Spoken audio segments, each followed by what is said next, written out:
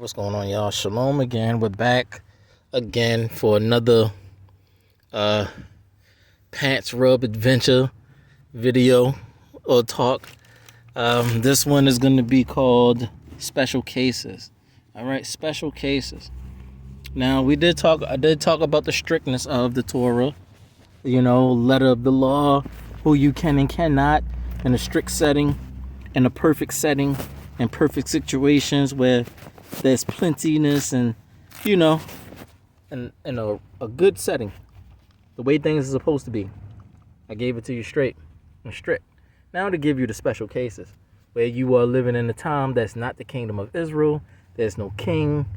You don't have your customs, your Torah. You in a captivity and slavery in a place called America. And it's just a fucking mess, And you can't find anybody to save your life. Everybody fucking gay. Men want to be pregnant and shit. It's just a fucking mess. People robbing you, scamming you. You ain't ever been free. You don't know what freedom sound like, look like. It's just crazy. People talking about some Gulf of America. People, Caucasian people are killing Asian people, grandmothers. They running up in the U.S. Capitol.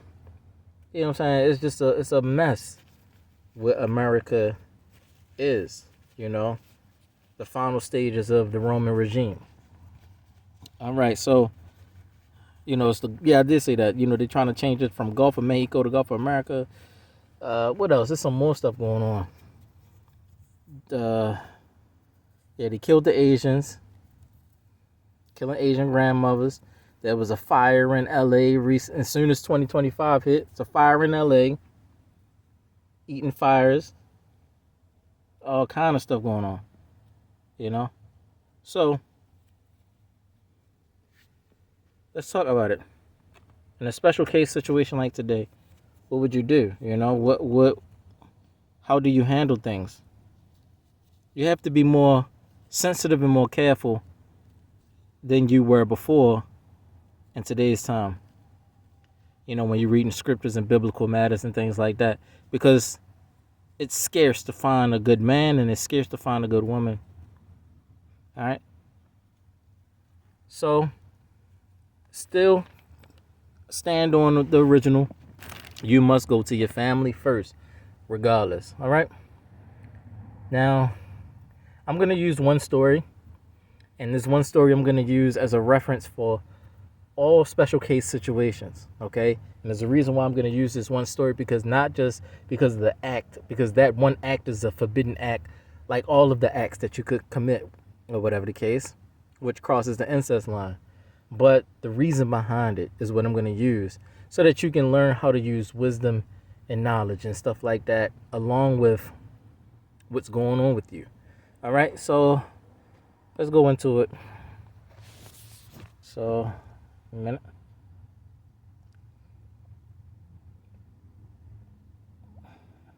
All right, so coming out of the book of Bereshit, or as you call it in the English, Genesis, chapter 19. And we're going to start at verse 30.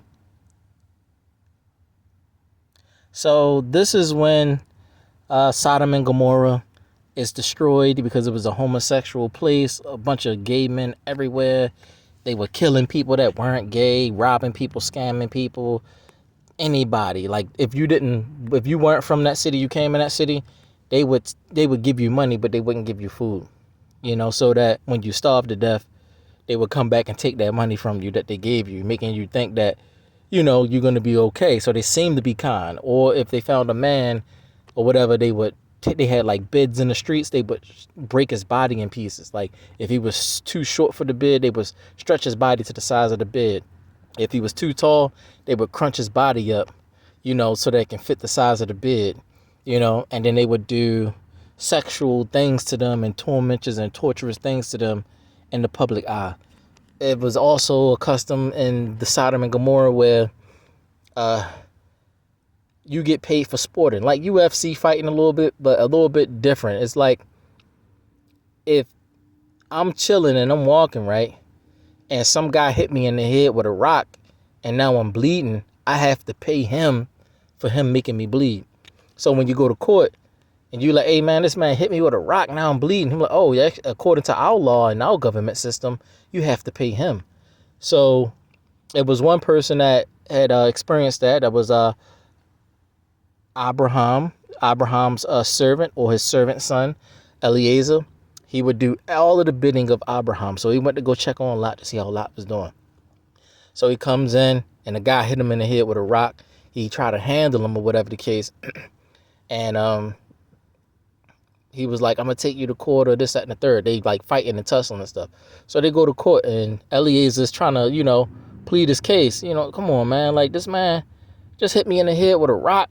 Now I'm bleeding. And he was like, yeah, but according to our law, you got to pay him. What? Like, yes, according to our law, you must pay him the price, for, him making you bleed. It was backwards. So what Eliezer did was pick up a rock off the ground and hit the judge in the head and said, okay, whatever I owe him, you pay the debt to him because I made you bleed.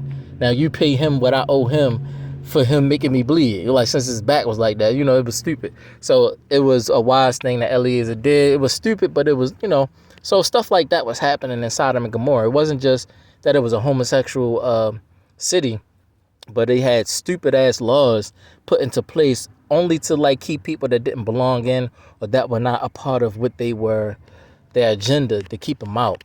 Kind of like California. If you got a bunch of gay men, they try to run the thing. If you're not gay, they try to push you out or do things to you. Same thing as Sodom and Gomorrah, but Sodom and Gomorrah got destroyed with fire from heaven. Kind of like the Eden fires. You saw fire beams and stuff coming out of the clouds and stuff like that, burning up people's houses and stuff. They was giving them an example, so same situation. Nothing new under the sun. What was before will be again. But people never learn the lesson. They just burn in their lust. So that is the story about Lot, or whatever the case, in the city that he lived in. But the reason Lot didn't get messed up is because he came in an earlier time, and he ended up gaining respect or whatever. He had to go through some fights and some wars and stuff, and Abraham came to help him. But through those fights and wars, he ended up earning respect in the city. So he ended up having a name. That's why. But he was not wicked like them. He just earned respect by doing some great thing for the city at one point with the help of Abraham. So here it is at the end. Sodom and Gomorrah now has to be judged because they're going too far. They killed a little girl. A little girl saw a poor man in the street, and they was giving him money, but they wasn't giving him bread to eat. And the girl, I think it was one of Lot's daughters, she would sneak out and give this man food to eat, and then she would run back and go back home. The thing was, the people was waiting for this man to die, but he was never dying. So they're like, what's going on? So they would kept checking, and they started sneaking around this guy, always stealthing him, always watching him, eyes always on him. You know how it is. You're famous now because you like, they don't know how you still alive or whatever the case. So now they on you. So they found out that the little girl was feeding them. And what they did was take the little girl and they, put in the public's eye. They hung her up, put honey on her, and they made like these killer bees sting her to death. In a disrespectful way. The bees or whatever kind of insect it was that was stinging her to death. And that was the last straw. The Most High heard that little girl's cry. And it was a little girl. Heard that little girl's cry. And he said it's time to decree that it dies. Now, that little girl could have been one of the puppets of Shekinah Glory. Because Grandma Shekinah Glory, she will come and visit you. She will come and visit you and be just like a person. You would never know it's her. So it could have been her. It's like, that's disrespectful as shit. They was really telling the truth. Like, I can't even help a man out here. They killed the shit out of me. Another thing too, in Sodom and Gomorrah, it was a extremely pornographic orgy type of city as well. So mostly all of the men were gay, right? Or they were bisexual, and they were married still though. So at a certain time at the feast where the river would rise high, it was feast time and plenty of food, and they would hold a big feast or whatever, right? Ceremony, celebration and stuff, like a block party. And everybody in the public open would have sex with each other's spouses. So a big, huge swing fest, a big, huge orgy of adultery and stuff. So that's what they would do, have sex with each other's wives, husbands, and things like that. And so everybody had each other's spouse. It was never where you got married and your wife was only exclusive to you, or your husband was never sucking dick or something like that. Everybody that was married knew that all of the men were gay or had gay tendencies or whatever the case, except those who did not participate in the celebrations. One of them were Lot. He never participated. So, they pretty much left him alone because he was a special person. So whatever the case, that's what they would do. So by the time you come home from the feast, you didn't have sex with everybody in the whole city. And everybody's like waiting for the feast to come around next year so that we can all have sex with each other's wife or husband or something like that. And that's what it was. And it was never a strange thing to just come out your house if you just felt like it, just have sex with somebody's wife and bust the hardest nut you wanted or whatever the case and just keep it pushing like nobody gave a fuck. So that was and if you was not part of their agenda and stuff like that and you were convicting them or judging them, they would try to kill you and stuff like that. So that was it's like California. And that was the case with Sodom and Gomorrah. So it was time for it to die. Once the little girl died, trying to feed a man that was poor, and she died trying to do a good deed for the man. It was trying to help him get out of the city, but the city was so big. It was 5 cities of Sodom and Gomorrah. So it was very big, and so it was hard to get out of there, without people helping you and stuff like that. And then also, it was crazy. So it happened. Fire came from heaven and burnt up the whole city. All right. But just when that was about to happen, the Most High sent angels. All right. And these angels that he sent came in human form. There were 2 angels, and one was the Savior. I would say one of the saviors, one of the messengers of the Most High Father, came down and ate food with Abraham. It was the Feast of Unleavened Bread. At that time, the Feast of Unleavened Bread was calf instead of lamb, or the Pesach, the unleavened bread, was normally with calf and not lamb. Now, and that was the original way. Whatever the case, they holding the Feast of Unleavened Bread, and he was like, should I tell Abraham what I'm gonna do? I came to do 2 things. Came to give him good tidings that he's going to have a son the same time next year, which was unleavened bread. He's going to have a son in Abib during the Pesach, or during the unleavened bread, the matzah, the feast of matzah or matzot. And then I'm going to destroy Sodom and Gomorrah. So he told him one thing, but he said, should I tell him the next thing? And he did, And so he was like, oh no, my Lot, my nephew Lot is there, whatever the case. And he's like, oh man, if it's just one person, they was counting it. If it's at least one person righteous in there, please spare the city. And he was like, it's not even one person righteous. So he was like, oh man, well, can you at least spare Lot? And so he was like, okay, I'll spare Lot. So he sent the angels there. I forgot what the 2 angels' names were. It might have been Mikael and Raphael, but I forget exactly who they were. They went in human form, right? And they were magically there. They were not born through any type of manifestation, physical means. They transformed and transfigured. So they came from heaven, came down, and just took the form of men, like a miracle. And they walked to the city, and they were so, I guess, physically attractive as men.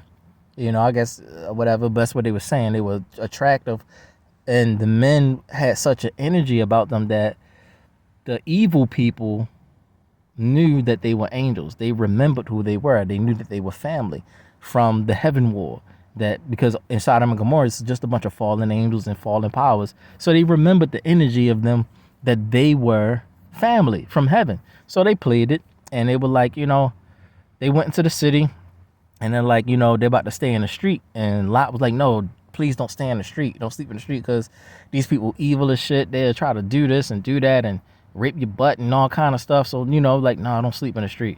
So he was like, come stay in my house. So they were like, no, we'll sleep in the street. He was like, no, I'm telling you, come stay. They were like, okay, we'll take your room and board, take your good kindness. And they went into his house. And as they went into his house, they came knocking on Lot's door. Boom, boom, boom, boom. Like, hey, who's those men that came in? We would bring them out here so that we can know them.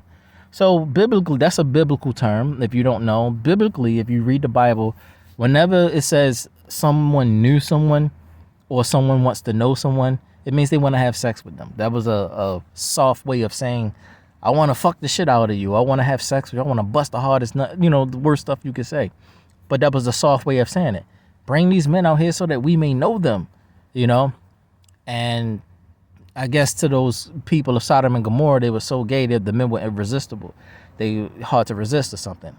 So they was like so aggressive in their lust that they was trying to get to his door. So the angels was telling Lot, like, back up. They pulled him into the house. They pulled Lot into the house and they used their, angelic powers and blinded the men's eyes. They made light come out from them and she blinded the men's eyes and they couldn't see. So they locked the door and they made the door disappear. Like I said, it was different times, magic and all. You had all kinds of powers back then. It was like today you couldn't fathom all that. But you still talk about magic and shit and Harry Potter type shit. But it used to be a thing that happened prevalently all the time back in the day, ancient times. The flood had just finished happening. So you still were in kind of like the early stages of the earth still, being okay. Whatever the case, they bring him in the house, lock the door, and they made the door disappear so that these men could not find the door. And they still were coming after. That's crazy. They still were trying to find the door so that they can rape these men, even though they were blind. Knew that these men had power. So it was a thing where they knew that it wasn't just that these people were just people anymore. They were demon possessed and fallen angels and stuff in human bodies at this time. So they knew that they were family from the heaven war, but they were fallen and they were cast out. So they carried it that way. And so that's why they kept aggressively coming after the door to try to get them, because they know if they could rape these men, they can make the men fall.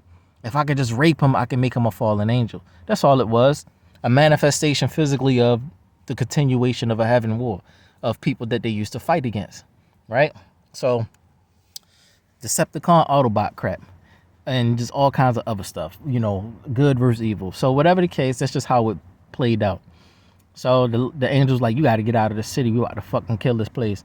Because the angels had to manifest and see for themselves, boots on the ground, sandals on the ground, or really like, hold on, sand in the toes. Let me get sand in the toes to really see if we need to destroy this place or not. So they came down, sand in the toes. Oh, no, this place evil as shit, And then they go back, yeah, my sand was in the toes, short, and them people was fucked up. We had to burn them up. Because you can't really kill somebody unless you come all the way down. You can't be all up in heaven looking at earth like, oh, these people crazy. I'm going to destroy these humans. I'm like, why the fuck you do that? Because they was just, did you go down there and see? So heaven is different. You got to come down. Sand in the toes, boots on the ground, you know what I'm saying? All that type stuff. And they like, you got to get out of here. We got to destroy this place. So they did. They did just that. So Shekinah Glory, as you call her, Shekinah Glory, whenever evil is in her presence, she normally is not, and she either leaves or she destroys the place without mercy. So that's how it was. Shekinah Glory, she manifested herself physically, something like the sun in the sky. But when she manifested herself physically, fire came out from heaven, out from her, and burnt the whole place up, scorched it, hotter than what you can think hot was. You know what I'm saying? To this day. So that if you went to Sodom and Gomorrah, the area of Sodom and Gomorrah today, and picked up a rock and light a match to it, it would turn purple fire. So it's still, the rocks still burn on fire. So that's crazy. Just regular rocks, they'll burn still on fire. From long time ago. That's how serious that was. Those people were so fucking evil and homosexual that they did, the creator did that. Grandma Shekinah Glory, she did that. And she always sent puppets first, like the little girl that was feeding the man the bread and things like that. And then they killed her when they caught her helping that man. They did not expect or suspect that it was her coming in a puppet form like a human. So today it's the same thing. She's here in California, everywhere, in puppet form. And the men, when they go too far with the homosexuality and stuff like that, and start hurting women and killing people's grandmothers and stuff like that, you start going too far, So, yeah, man, time is up for America because they're going too far. Just wait for it a little bit longer, but it's gonna happen. Anyway, but off of that, backroading you, that's the story that you need to know before we go into the rest of this. So nice little story time, nice little tour Pasha. So after that, Sodom and Gomorrah gets destroyed. Shekinah Glory tells the angels to tell Lot, take his daughters and go. Take your daughters and your wife and go, and don't turn back. Like, just run. Don't look back or nothing. Don't try to look back to see me, to see my shine or nothing. Because when she's in an angry mode, there's no respect of persons or nothing. She's just gonna hit everybody. So even looking upon her with your physical eyes, you get fucked up when she manifests physically. If you see her, if you see her in your dreams or the metaphysical, she could still destroy you. But the salvation has come, so she's a lot merciful than she was before. So you can see her in your dreams and in your sleep, and that's normally how you see her. But if she ever have to manifest physically, you about to die. That's what you need to know. So Shekinah glory is a lot that you need to know about Shekinah glory. She's not a human. She's not a person. Okay, but she do send puppets to do work or bring report before she destroy your place. So if she have puppets in the planet or puppets in your area and it's evil as shit, you know that if Shekinah glory has puppets, we about to fucking die. 100% that's about to happen. But she's sending a report right now with her life. So the life that she's living through her puppets is a living report of what she's about to do to the place that's fucking her up in those puppet forms. So please know that little girl was the last straw. That was Shekinah glory herself, and you killed her for helping a man, try to help feed a man. So, and she was a little girl. It was disrespectful in front of everyone. Nobody helped her, spoke up or nothing. So they fucked them up. She fucked them up permanently. So nothing grows in Sodom and Gomorrah to this day. It used to be full of grass and beautiful. Now it's just desolate desert land, and it still burns on fire if you put fire to it. So they went. So again, bringing it back. So Lot goes out and he runs away, and his wife looks back. His wife's name was Ado. Now, some people don't know why she looked back. They said because she missed what was going on. No, she had daughters that were married. 2 daughters that were married to 2 different husbands, right? And they didn't come with them, and that's why she looked back to check and see if they were coming. But she got, petrified. She was, but it was a mother's love. It wasn't like she really gave a fuck about Sodom and Gomorrah. She hated that place too. But she looked back for hopes that her daughters were behind her. Her 2 other daughters. She had 2 daughters, and then she had two older daughters, 2 younger daughters. Okay, so that's how it was. And then the sons-in-laws that they had homosexual tendencies and stuff like that. So they didn't believe them, so they stayed behind with their husbands, and they burnt up in the fires. So Ado, she looked back and turned into a pillar of salt, sulfur or whatever the case. And Lot kept going. He didn't look back. So when he felt his wife not with him, of course he was sad and crying, but he would not look back. He just kept going forward with his daughters, like telling them, don't look back, keep going, And then they went into a cave somewhere, and they hid out until the destruction was done. And when the destruction was done, now they spent some time in the cave. They were growing up and things like that. So they started living in the cave and made a life out of it. And, years passed and things like that.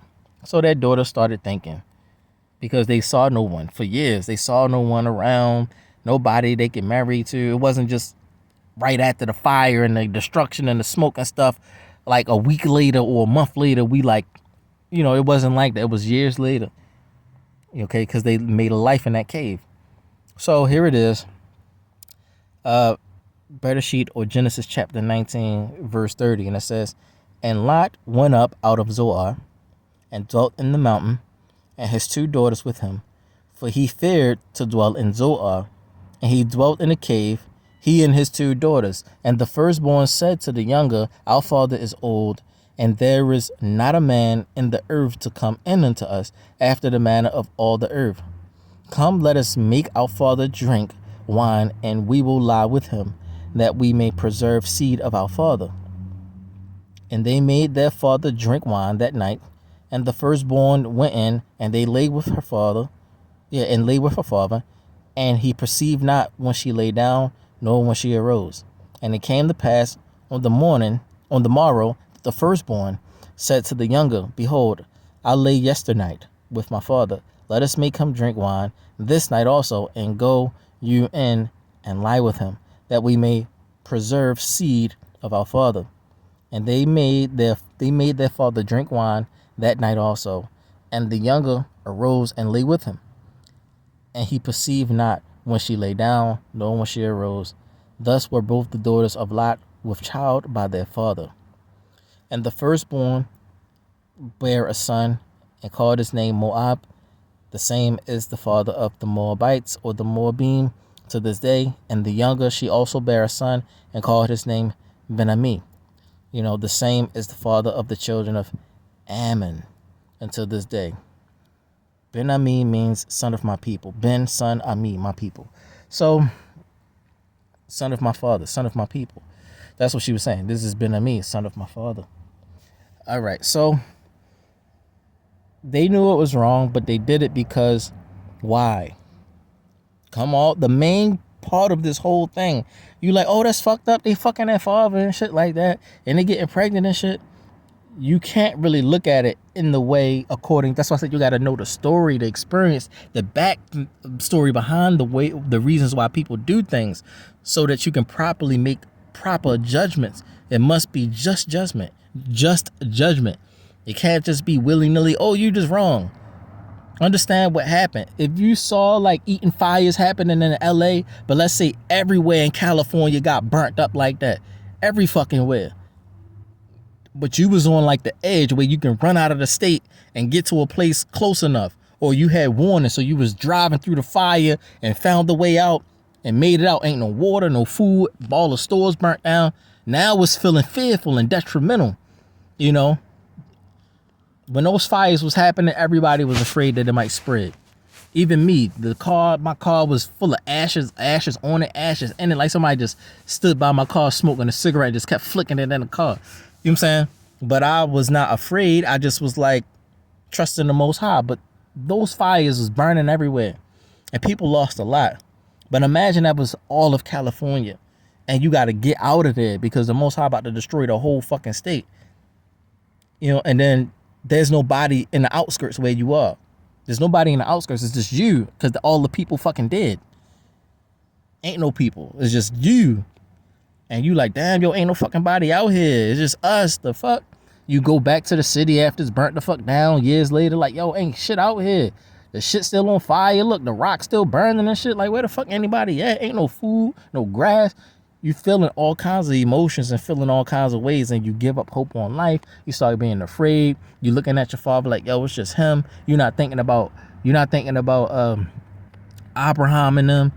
And Lot was afraid to go to Abraham's house after his daughters had did what they did, because he was debating if he should, because there was a decree that when they cast lots, he would go to Sodom and Gomorrah and split up because of the soldiers, the men that he had under him. And of course, he had nothing left. I wouldn't say nothing left. I'm not going to say, because the details of the story doesn't say if any servants of his was with him as well. But we're going to assume that they weren't, because the way the story went, until further information is given and more details, we'll know for sure, right? But the daughters were like, there's no man for us. So I had to assume that there were no men, not even servants, that Lot had when he split ways with Abraham. So he was still afraid because of the promise that they made and the castings of lots that they made, that he would vow to go this way and Abraham would go that way. He didn't want to come back to his camp or come back to his community, but he should have. But I don't know if it was pride or not, but he didn't go. And he should have taken his daughters there, but he didn't. He just stayed with his daughters, and they lived in a cave. And also, you become so perverse also being in a place like that. You don't want to bring that energy into the camp, and all kinds of things you're thinking. I would say all kinds of things you can think, but I don't want to assume that's what they were thinking. But what happened was, what they really was thinking was that there are no men, and their father's getting old, so that means they were there for some years, and they're getting older. Father's getting older. We don't want to pass the time of our ability to give birth, and we don't want our father to die without a legacy or without a name. He's a good man.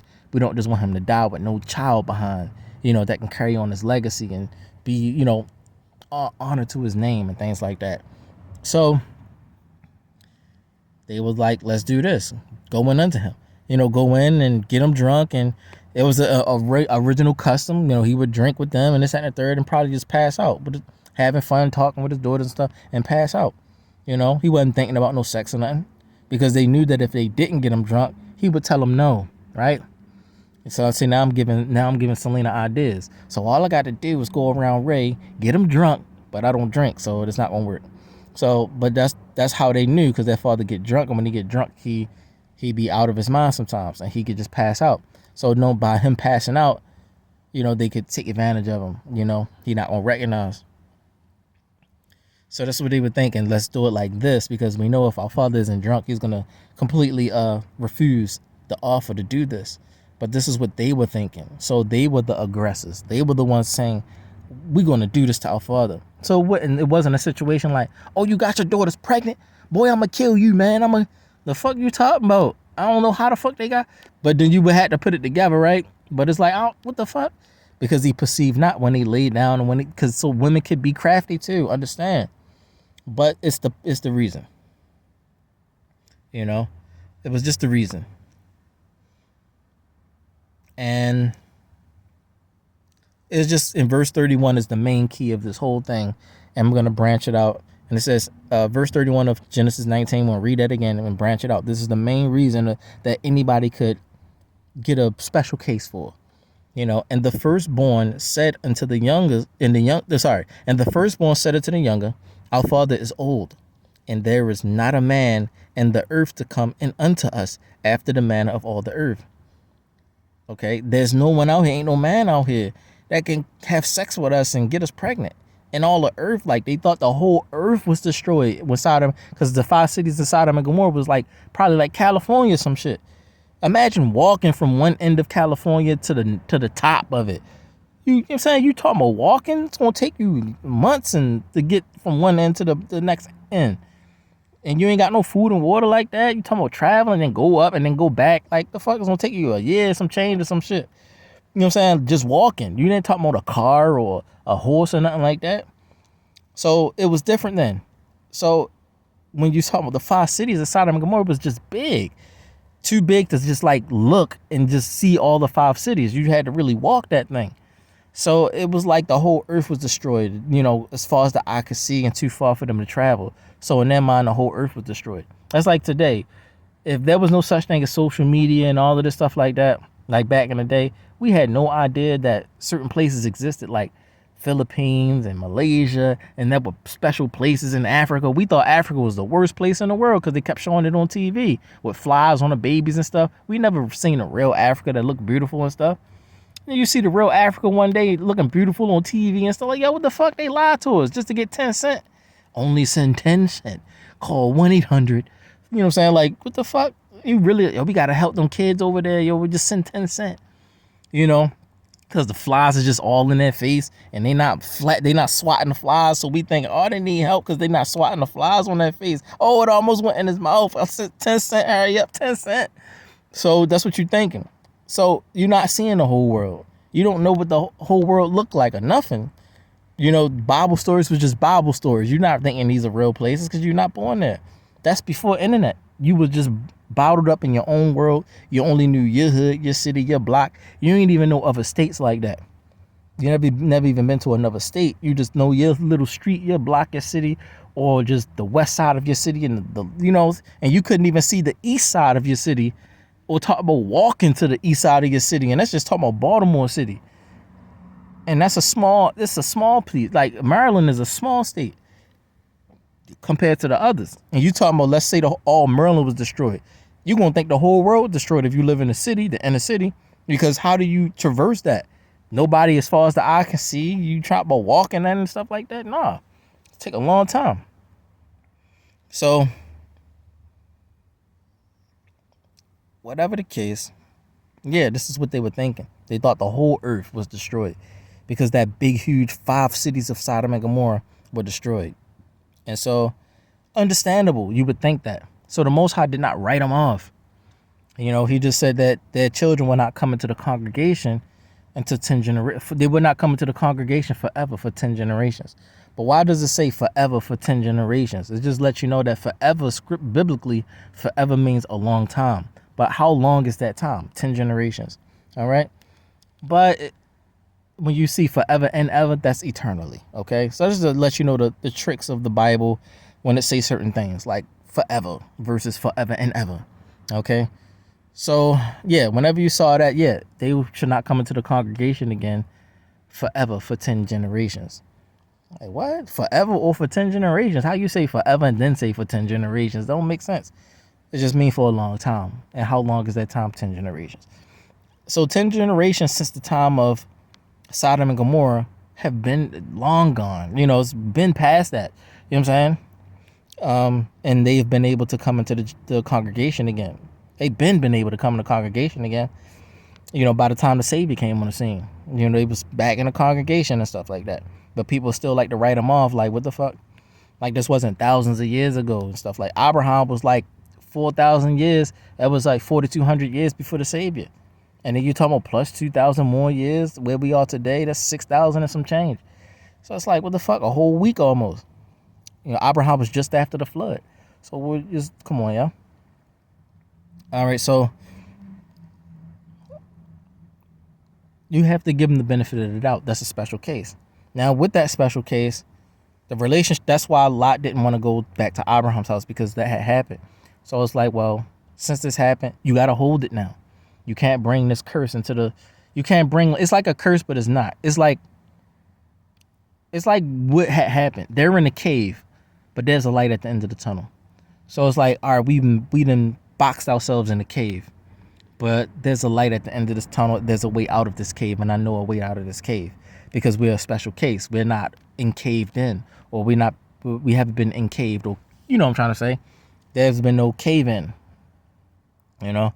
So that's pretty much what happened with his small little family, is that they became a small little sheltered, cursed, overshadowed family, to where they're in that small world now, and their daughters are like in love with their father, and they have a child of their father. So what naturally happened was they ended up being in love with their father, and they couldn't be around anybody else.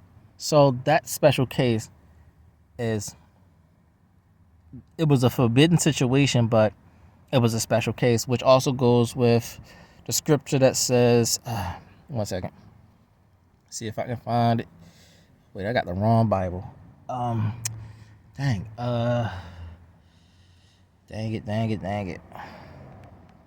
Because I need the Apocrypha. I got the blue letter that doesn't have the Apocrypha in it. See if I can find it in my other phone, because I want to get it to you. Because, you know, we're proving a point here. So I'm giving you a scruffy version, but not too scruffy. So I'm giving you some scripture references. So I'm gonna give you a scripture reference. So just bear with me. I'll talk until I get it. But yeah, so you saw that special case. So if a man in like today's time, and you in an area where it's just a bunch of gay people or something like that, everywhere you go, gay people, or, you know, you don't have that much family members, you know, and things like, it depends on the case, if it's really a special case or not. If you got people threatening you that they're gonna get to your son and make your son gay or things like that, and you're like, oh, fuck that, you're not going, because all you got, you know, you trapped up all day long, every day. It's just gay people around you, gay people around your son. So you gonna, like, you fight back the best way you know how. So you gonna let your son be around girls early, so that he can get used to playing with girls, so that you can know, nah, you're not playing with girls.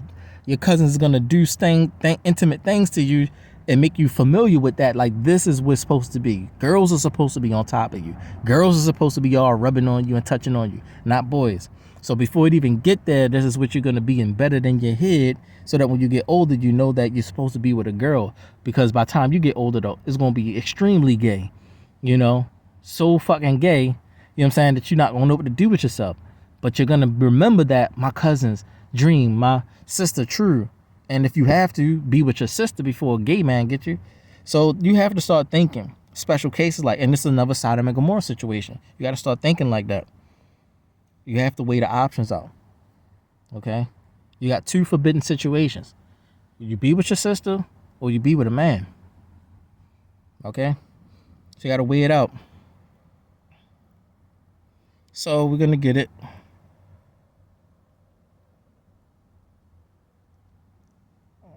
All right, so it's going to be in Sirach. All right?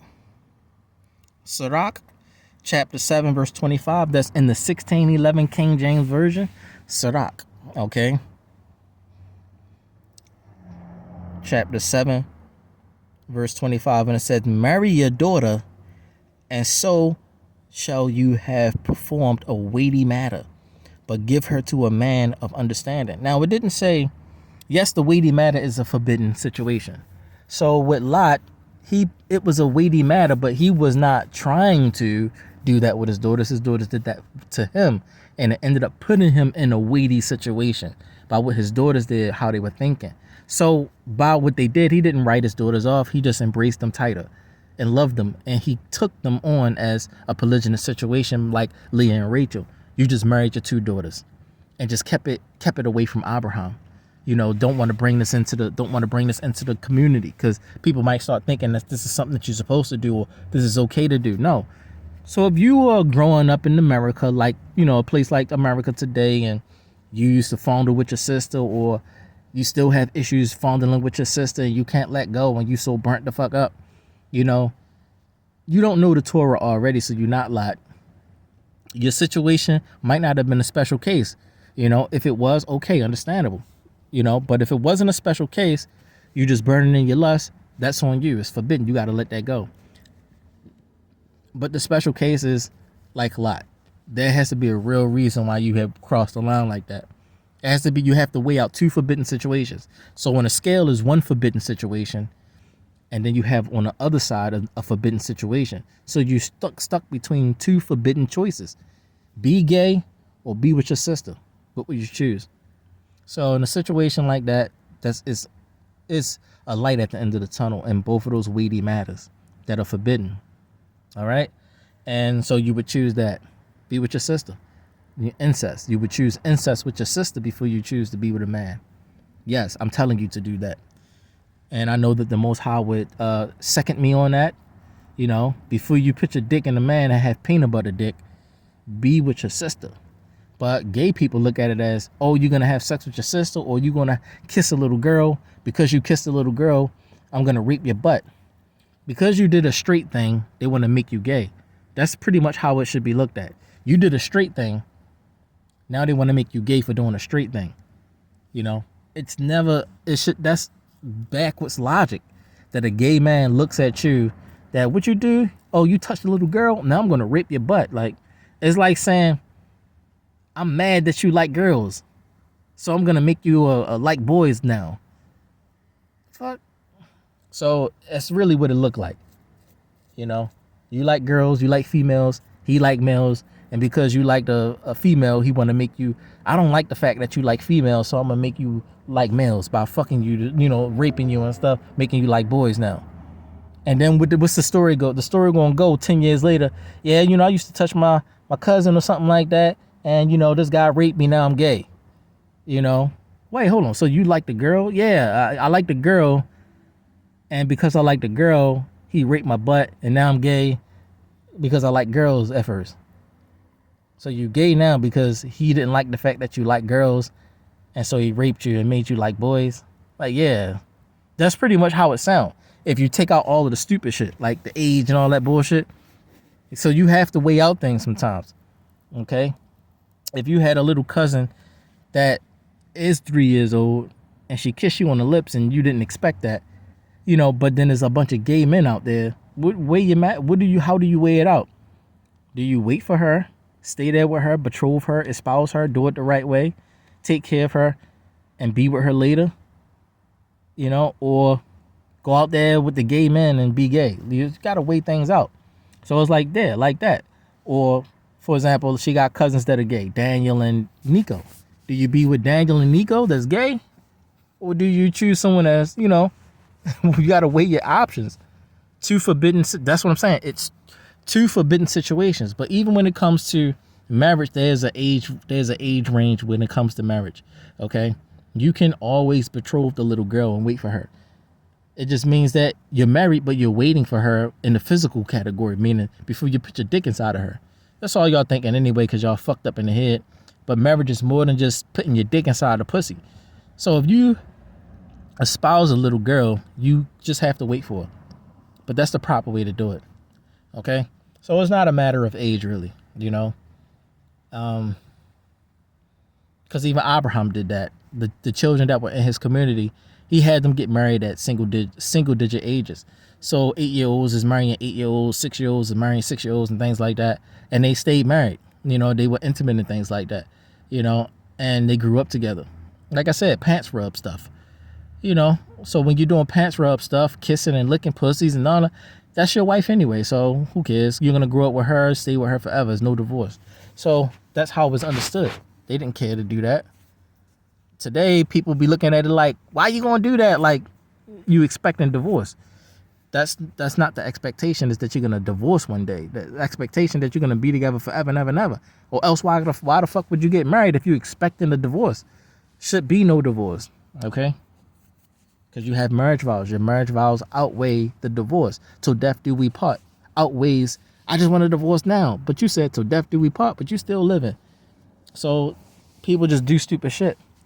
And they don't keep that word, and they put death upon themselves by doing stupid shit like that. Making marriage vows saying till death do we part, and then want a divorce out of nowhere because of fucking feelings and emotions. Your intentions were never pure. You should already weighed out the possibilities of you wanting to leave, or potential moments where you might want to leave and things get hard and strenuous. You're supposed to weigh that shit out. You're supposed to be mature enough to weigh that shit out so that if those things start to happen, you're not going to run. You're going to be like, yeah, I kind of thought that things like this might happen. So, you know, gotta know that. That's why you gotta make sure you know the intention of your purpose and you're morally compatible. You have to have a moral compatibility with someone before you go into it, because if you're not morally compatible, you're not gonna like that they are immoral later on. You're not gonna trust them raising your children and shit like that. You're gonna be fucked up. So never go in a situation quick to want to suck somebody's dick or fuck somebody that you don't respect or see raising a child. The fuck? You'll open your legs to a man you can't see raising your child. That's fucking stupid.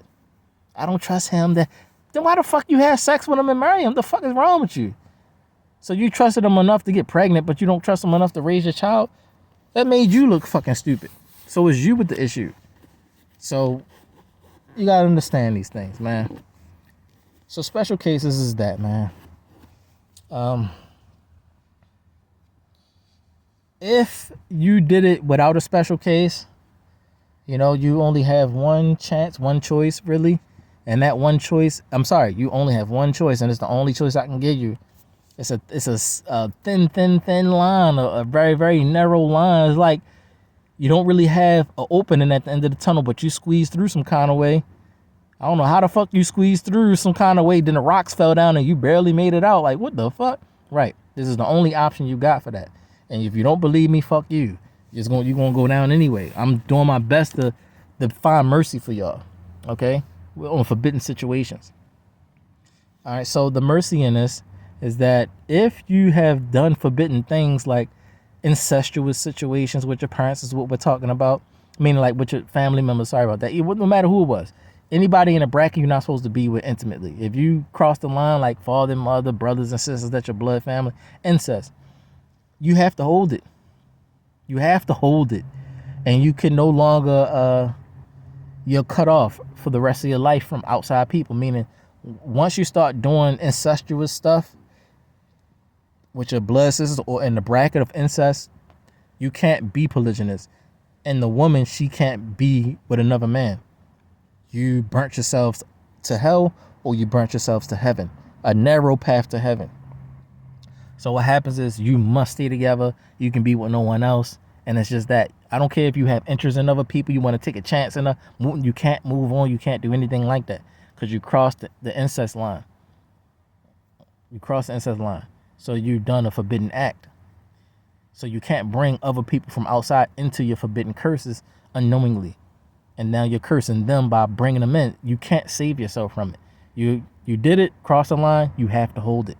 If you don't hold it, you ain't gonna get squeezed through that little crack right there. You gotta hold it so you can squeeze through the crack right there and get out the cave. You have to hold it. When you don't hold it and try to find someone else, you crushed yourself, or you crushed your sibling or the person you performing incest, and only either one of you made it or both of you died. You know what I'm saying? So you can't do that. You can't do that. Now, you have a situation where you were ignorant and you were doing things, incestuous stuff, and you didn't know any better, and now that you know better, you want to make that instant change. That's your narrow path, okay? Where you can narrowly escape by yourself if the other one don't want to escape with you. You know, you made it out, but they got crushed because they don't want to let go when you let go because you didn't know any better. So that's the case where only one person make it out and the other person doesn't, or both of you make it out by holding on together, you know, or letting go together. You didn't know any better, so you held it, or you let go. Oh my God, I didn't know we was wrong, so let's fix this. Let's let go. Let's move on in our lives. Or, damn, the fuck. Well, we did it. Just hold on. We can't be with nobody else. You did, but it's light at the end of the tunnel. So you can't marry nobody else. You can't be with another girl. And it's a matter of death. And if you do catch them be with somebody else, yes, then you can kill them. But that's incest. You know, not this on the chart. I made the chart already, but it's incest. Anything that's incest, that's what it is. You must hold it. Whether you having sex with your father, you having sex with your mother, meaning in a straight situation, like not man and man, you know. But if you're a little girl having sex with your father, or a man having sex with his mother, or, you know, you having sex with your blood sister, your auntie and things, you got to hold that. You can't be with anybody else. You know, we talking about physical sex, okay? You got to hold it. And you can't be with anyone else, and that's just your relationship for the rest of your life. You don't have to tell people, or you can, but you must stay with that person for the rest of your life. So then you become one of those people. We've been married for 80 years, you know, and you go out together. You make your marriage vows. You make your marriage vows just like you do. You make your marriage vows, and you, till death do we part, and all that. You just did it with your sister. You crossed the forbidden line and did it with the wrong person. But you have to hold it if you're gonna do that. And you're so hard on, you know, letting it go. You don't want to let it go so bad. That's how you would get through that one. That's the special case I can give you for that, on a forbidden situation of the incest. In a place like America today, understandable that there will be a lot of forbidden options on these scales, man. I mean, because in America, there's only evil choices only. Evil choices only. And by there only being evil choices to make, you have to weigh it out. You know, because it's not good. You're not supposed to be alone anyway. So you weigh it out. I'll be with my sister, or I'll go out there with the LGBTQ community, because there's no women out here. I don't even know. I think it's like a bunch of vasectomy girls out here. So I don't know, man. Leo, so I'll just, you know, all kind of stuff like that. Or you always have homosexual men around you, you know, around your children and stuff like that. You got to be on it, man. You know, so it's a situation like a Lot situation. You know, it's nobody out here I can marry. If all of the men gay and you can't find anybody for your daughter, stuff like that, you got to start weighing those options out. Put the scales out. All right, I got 2 forbidden situations. What I'm going to do? Okay, you already know what to do. You know. So that's what I can say about that on the forbidden scale. In my days of ignorance, I didn't know, but when I knew, I stopped. You know, and if they didn't want to stop, I escaped the cave by myself, and they got crushed because they didn't want to stop with me, because we were all ignorant. We didn't know any better. And I went and followed God as God was calling me. So I saved myself, you know, and I'm trying to call out to save them, but they burn us so hard, you know, and they don't want to let go of the burn. It's like you don't want to hear God's call, you know. So, yeah, man.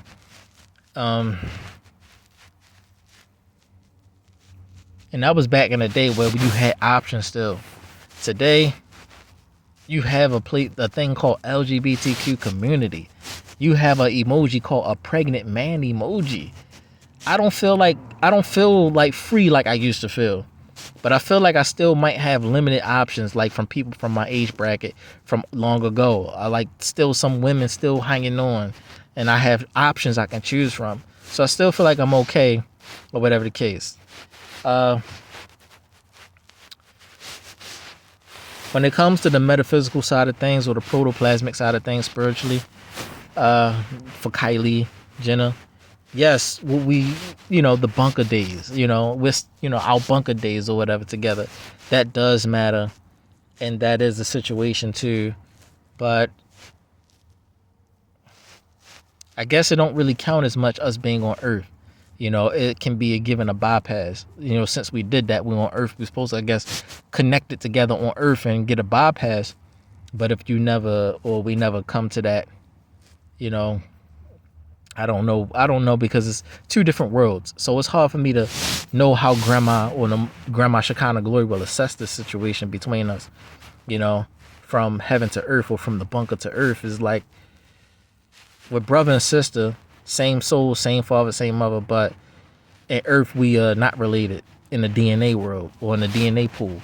So if we never be together on earth, how do what does that say? Or it's crazy, because then in the bunker we're still together. We're still, there's no special situation with us in the bunker. It's still us. There's nobody else with us. So after all of this experience in earth, what happens? Do I go to grandma's house, don't see you again?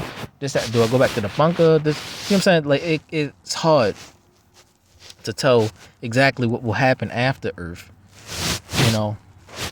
But we were given a chance. The fact that we are in two different blood strands and two different complexions and all, we had to be so different now on earth, so I guess, to make it right, and that's just the Kylie Jenner, because that's a real memory. That's really our life, living in the bunker. We're not even supposed to be on earth. So our story is a little bit different than human stories, so our situation is a little bit more difficult, but it still was a weighty matter for us to perform that incest. And the same thing goes, if you do this intimate act with your sister, you can't let go, So in earth, do I let go, given a new life, So it's hard to tell, but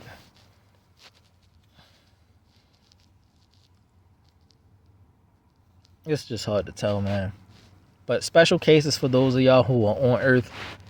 If you do a line cross incest situation biologically in the flesh, you have to hold it, man. If you don't hold it, you're going to start fucking yourself up. Because then you're going to be with your sister or be with your brother, then try to be with someone else, then try to be with your brother. It's not going to work. You're fucking each other's lives up. So you're only going to end up killing each other. So you sucking your boyfriend dick and you sucking your brother's dick. And you just getting boyfriends just to make your brother jealous, and your brother's gonna go crazy, and then you're gonna get a girlfriend to make you, and then it's like you're fucking each other up. You're not loving each other. So the only outcome of that is killing each other. You will only kill each other in the end. And when you try to have a child with each other, you will be childless. Neither one of you can have your own child. You end up having somebody else's child. And that's what will end up happening. It will end up happening like that. So I gotta understand how things work, but it's a lot to it, man. You need to really have a class lesson, but these are forbidden things that really aren't supposed to happen, so I shouldn't really be talking about it. But in America, you talking about pregnant, man. Men want to be pregnant, vasectomies, all kind of shit. You afraid I'm talking to this new girl. Yeah, talk to this girl on the line. She not no girl. Yeah, I wonder why she ain't had no period in about 5 years. She ain't had a period in 5 years. What's going on? She said there was something special about her, and then you just dumb as shit.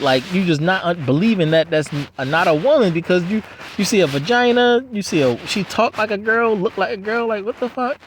I don't know. She said it was some special thing about her, and she was really convincing. So I really believed it was some kind of disease, or so she could, and she just really sold it to me. And I just never believed that, she was a vasectomy, got person, and you could have got, So it's it's a scary world, it's a scary world. And even with them is a special case. Even with them, it's a special case, because you can get got. It's a special case. But I don't want to talk about them right now. I'm just talking about, that's a forbidden scale way out too. To put that on a scale too. If you're talking about all the way low, the bar is so fucking low, you gotta have super bendable skills to get up under that thing.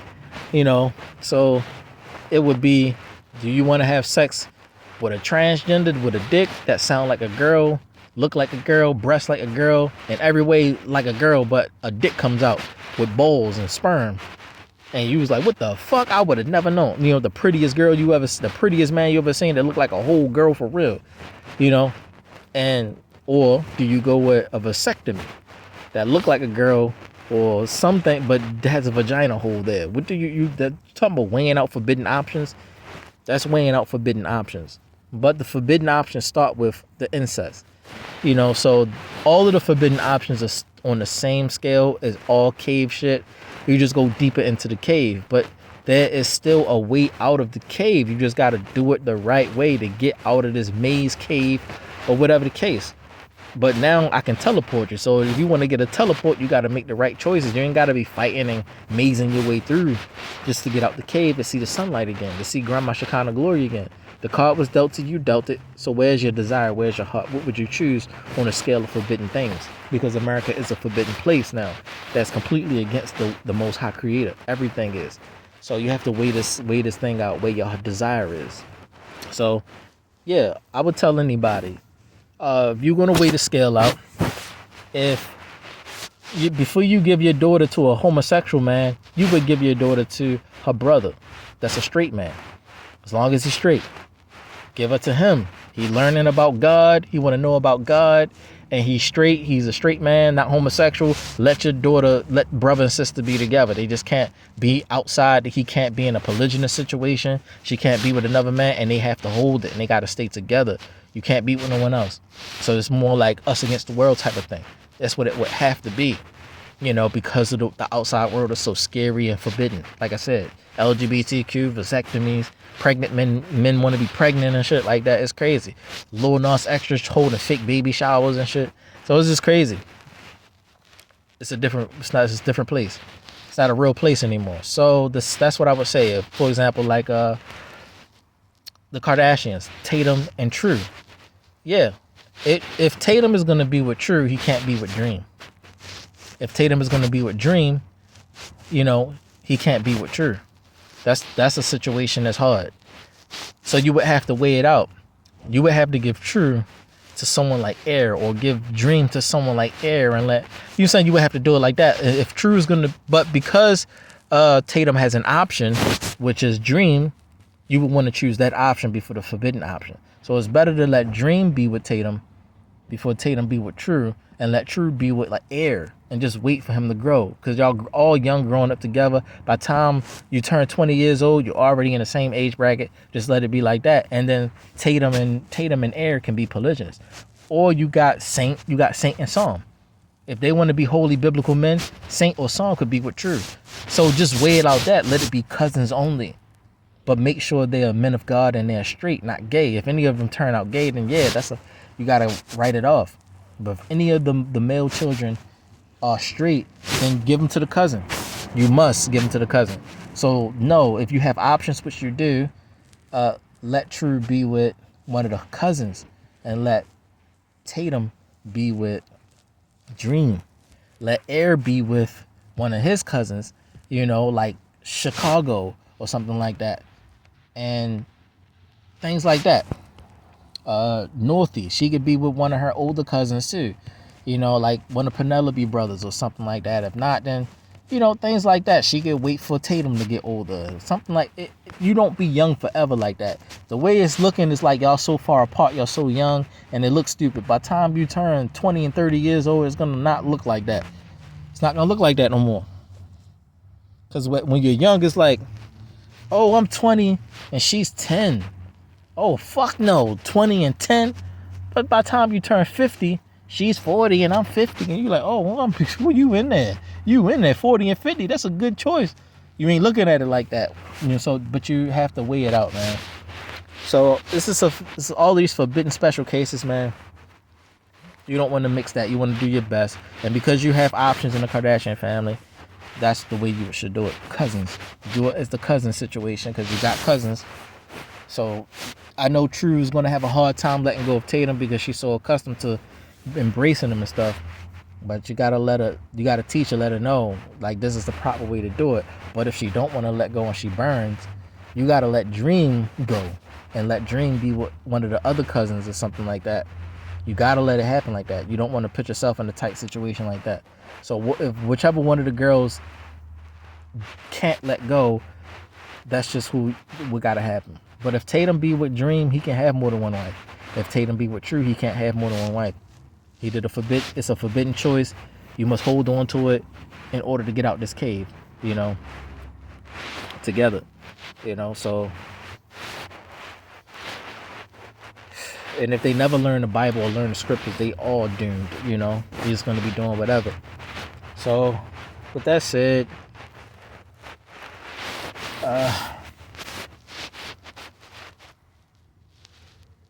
Yeah, man. Yeah. Now, like I said, ignorance. That's the way out too. You didn't know. Once you know, you make the change, and that's your way out with that. But I just had to let y'all know the special case is like a situation like life. It had to really be a special case. Look, ain't nobody out here. We don't want our father to die without a legacy. So let's get pregnant by him. It got to be a real situation like that. If not, you have chance, you have choice, you got options. Don't make the wrong choice. Still try to stick to the script as close as you can. If you have to make a forbidden choice, make sure the forbidden choice is a real special case. And if you have a difficulty understanding if your situation is a special case, let me know. I can personally tell you if your situation is a special case or not, if you have a hard time understanding. So, yeah, with that said, I'm gonna let it go, y'all.